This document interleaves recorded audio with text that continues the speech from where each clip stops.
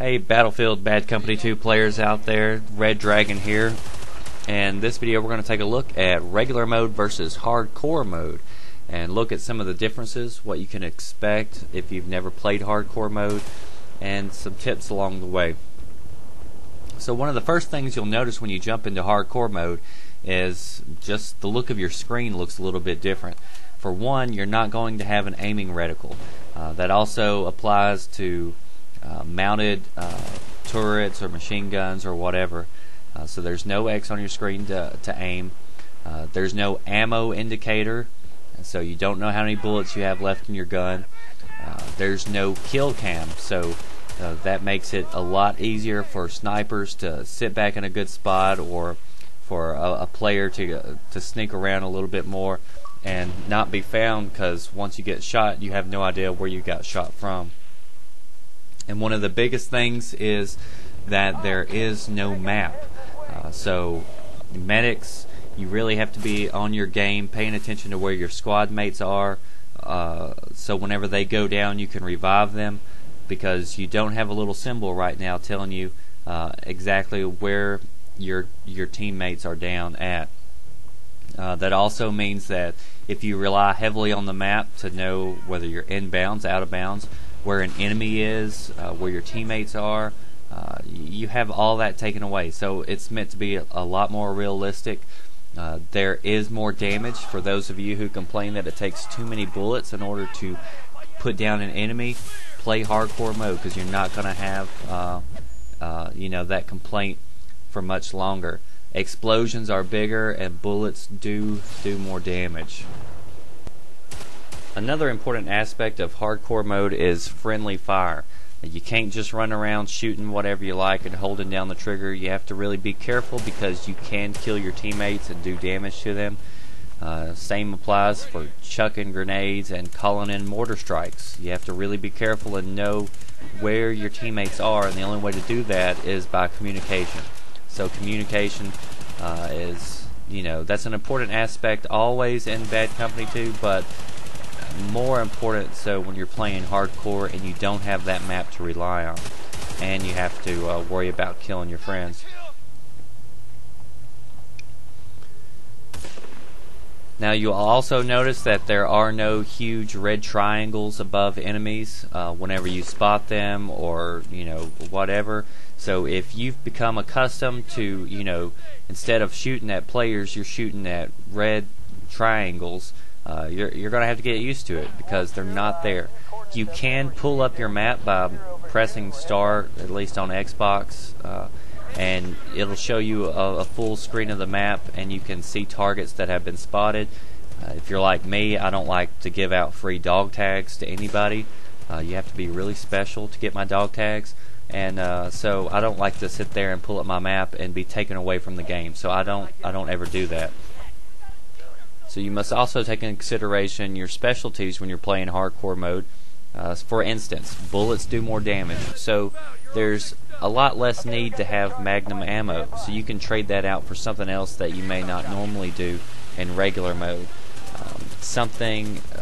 If you're a sniper, the spotting scope, because spotting doesn't help your teammates as it does in regular mode, you can take off the spotting scope and swap it out for something a little bit more useful. So these are all things to consider. The one complaint I do have about hardcore mode, and that you'll probably notice, is that a lot more people are sniping and camping. Well, there's no kill cam, so they can get in a good spot, shoot you, and it may take you a while to figure out where they're coming from, if you ever figure it out. And the other thing is that it's one shot, one kill. And so sniper, there's no need to really pick an M95, which is one of the slowest guns to reload. You can pick something a lot weaker, and it's still going to be a one shot, one kill, but something that can reload a lot faster.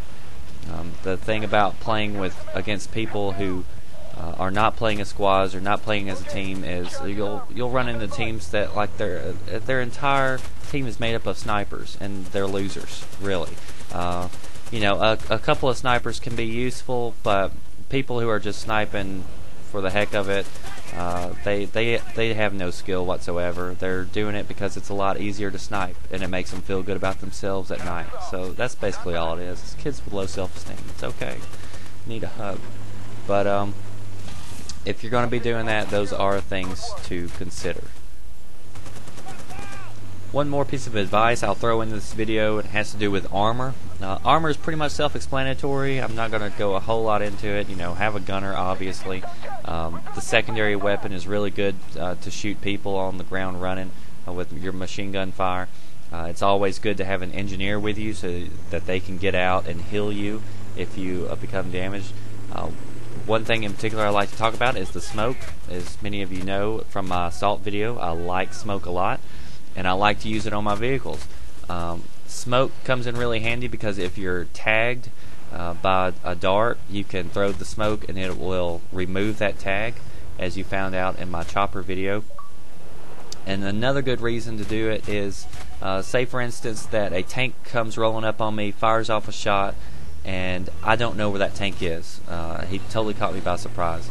I can throw that smoke and evacuate, and he ain't got a clue where I went, and I can pull off somewhere, go heal, and then try to find him first the next time. So it's a real good way to get out of a bad situation. Another good thing to do is if your teammates are out and they're healing your tank, you can throw the smoke and it will give them cover from enemies who may fire on them, especially snipers. Snipers hate the smoke, and it's hard for them to snipe. It's even hard for them to get a good mortar strike on you. And that's another thing to do. If you're in a tank, don't sit in one place for very long. For one, you can get killed easily by a mortar strike, so you need to keep moving about. Another good thing to do is to use the directional pad or whatever it is on your controller. Look at the options screen if you don't know, and to go between third and first person. Always fire in first person, but use third person to look around your surroundings to make sure that nobody's sneaking up right beside you to place some C4 or some mines around you. And that's about it, guys. That's hardcore mode versus regular mode, and a little bit of armor tips in there. Thanks to Cyan and Red Bean who helped out with the tips that were in this video, and those came by way of battle strats. We also have done some private matches and did some testing with armor that I'll let you know about. What we found was that each rocket does different amounts of damage to a heavy tank, and it also depends on where you hit the tank. Hitting a tank in the side and the back does about the same amount of damage. It does a little bit more damage in the back, but nothing worth risking your life to run around to the back of the tank to hit it. If you have a clear view of the side, hit the side. But try to avoid the front. If you hit a tank in the front with a rocket, it does a lot less damage. And we have a chart here that shows exactly what types of damage we found on average.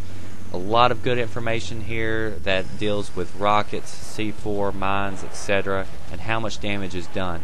So if you want to check that out, you can pause this video right now, or you can head over to battlestrats.com, check out the Bad Company 2 strategy guide, and look for more tips and strategies and statistics and all that good stuff coming to you. If you're looking for teammates to play with, join up with our community forums. All kinds of stuff going on at Battle Strats. We will be heading to E3 this year, so check us out, guys, and we will see you later.